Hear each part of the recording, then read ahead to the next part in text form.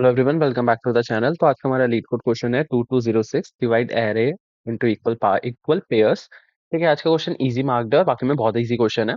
ठीक है, इस क्वेश्चन को करने के लिए हम दो अप्रोच को डिस्कस करेंगे। ठीक है, बेसिकली इस क्वेश्चन में क्या है, हमें एक नम्स नाम की एक इंटीजर एरे दे रखी है जिसमें हमारे कुछ 2 into n इंटीजर्स मतलब हमारे इतने एलिमेंट्स होंगे। ठीक है, हमें क्या करना है, नम्स को ना n पेयर्स में तोड़ना है। ठीक है, कुछ इतने पेयर्स बनाने हैं। देखो, पेयर बनेंगे दो दो के। ठीक है, बस उस पेयर बनाने की ना हमारी दो शर्तें हैं। एक तो हमारे सारे एलिमेंट्स जो हैं वो कवर हो जाए, पेयर में आ जाए। ठीक है, और दूसरा क्या है, दूसरा है कि जो जिनका भी मैं पेयर बनाऊंगा ना, वो जो एलिमेंट होंगे वो इक्वल होने चाहिए। मतलब मैं 2 2 का पेयर बनाऊं, 3 3 का बनाऊं, 2 3 का नहीं बना सकता, 2 2 का या 3 3 का, इस तरीके से मतलब इक्वल होने चाहिए। ठीक है, तो एग्जाम्पल एक बार देख लेते हैं दोनों फटाफट से। देखो, इस वाले में क्या है, इसने क्या करा, 6 एलिमेंट है हमारे नम्स में। ठीक है, तो इसने कैसे तोड़ा इन्हें, 6/3, 3 पेयर बन सकते हैं। ठीक है यार, इवन है तो इतने पेयर बन सकते हैं। ठीक है, तो इसने किस क्या क्या पेयर में तोड़े, 2 2 3 3 2 2। तो ये क्या कर रहा है, देखो दोनों कंडीशंस को सेटिस्फाई कर रहा है। एक, सारे एलिमेंट्स कवर हो गए, इवन नंबर था तो सारे एलिमेंट्स कवर हो गए, पेयर बन गए। ठीक है, और जो पेयर बने वो भी इक्वल एलिमेंट्स के बने, मतलब 2 2 है, 3 3 है और दोबारा 2 2 है। ठीक है, सिमिलरली अब अगले एग्जाम्पल पे आते हैं। अगले एग्जाम्पल में क्या सीन है कि ठीक है यार, पहली कंडीशन है कि सारे एलिमेंट्स कवर हो जाए, हमारे पेयर बन जाए। ठीक है, यहाँ 4 है, 4/2 2, दो पेयर बना सकता हूँ मैं यहाँ। पर यहाँ पे क्या प्रॉब्लम है, यहाँ पे जो हमारे सारे एलिमेंट्स है ना वो अलग है। तो मैं इक्वल इक्वल का पेयर बना ही नहीं सकता दो। मैं कैसे बनाऊं, 1 2 3 1 2, मैंने बताया एक पेयर हो गया 1 2, एक हो गया 3 4। ये तो पॉसिबल नहीं है ना, या तो 1 1 हो या 2 2 हो। ठीक है, जब एलिमेंट ही नहीं है तो यहाँ से क्या रिटर्न करना है, आउटपुट हमें फॉल्स रिटर्न करना है। ठीक है, तो देखो पहली अप्रोच तो चलो मैं थोड़ा सा स्क्रीन पे ले जाके ही बात करता हूँ। ठीक है यार, तो अब एक बार इसका ना छोटा सा डायलॉग देख लेते हैं। भाई लीड कोड वाला एग्जांपल उठा लिया है। देखो, जो मेरी पहली अप्रोच होगी ना, पहली अप्रोच होगी मेरी हैश मैप वाली। ठीक है, इसमें मैं हैश मैप बनाऊंगा और नॉर्मली सबकी फ्रीक्वेंसी कैलकुलेट करा दूंगा। तो एक बार फटाफट से एक हैश मैप बना देता हूँ। ठीक है, 3 की फ्रीक्वेंसी क्या है यहाँ पे, 3 की फ्रीक्वेंसी है 2।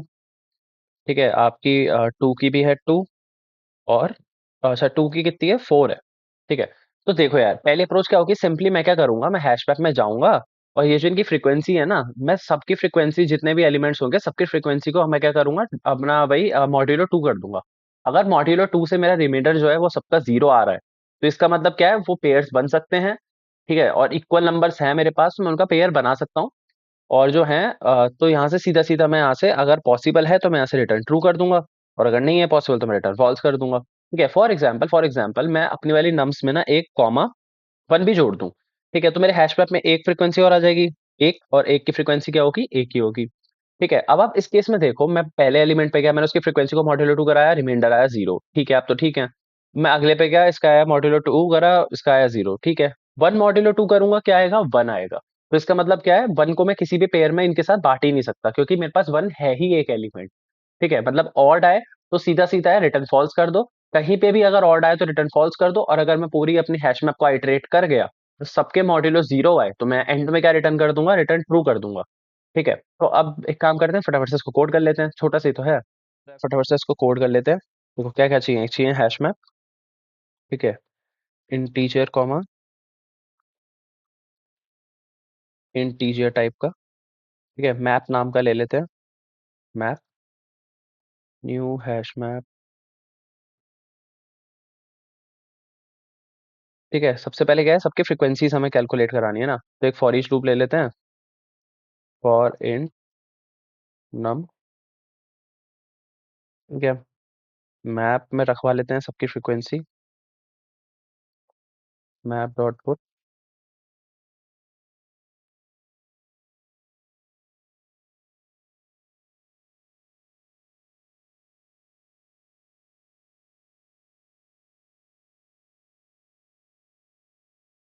ठीक है, इतना काम हो गया, सारे सबके फ्रीक्वेंसी रखवा ली। अब आते हैं अगले स्टेप पे, क्या है, फिर से एक लूप चलाना पड़ेगा हमें। अच्छा, इस पे नम्स पे क्यों चलाऊं, मैं एक काम करता हूँ, मेरा जो वैल्यूज है ना मैप के अंदर, जितने भी वैल्यूज हैं डायरेक्ट उन पे चला लेता हूँ। एक फॉर ईच लूप लगा लेते हैं, यहाँ ले लेता हूँ वैल्यू, और एक किस पे इटरेट करेगा मेरा, मैप डॉट मैप की सारी वैल्यूज पे।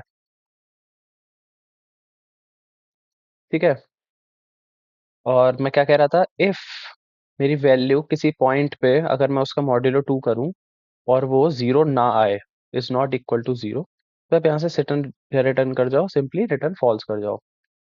और अगर मैं पूरा फॉर लूप सक्सेसफुली चला पा रहा हूँ तो आप यहाँ से बाहर आओ और रिटर्न शुरू कर दो, फटाफट से रन कराते हैं इसको। एक्सेप्टेड सबमिट करके भी दिखाता हूँ। सबमिट भी हो रहा है। चलो यार, अब अपनी ना अगली अप्रोच की बात करते हैं। चलो यार, अपनी अगली अप्रोच की बात करते हैं। अगली अप्रोच होने वाली है, मैं सॉर्टिंग से करके दिखाऊंगा।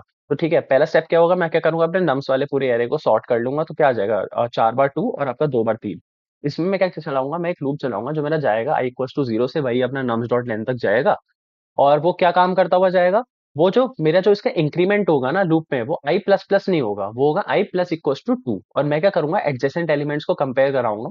अगर वो दोनों इक्वल हैं तो ठीक है, रिटर्न ट्रू। और अगर वो किसी पॉइंट पे इक्वल नहीं है तो रिटर्न फॉल्स। ठीक है, बस इतना सा काम है।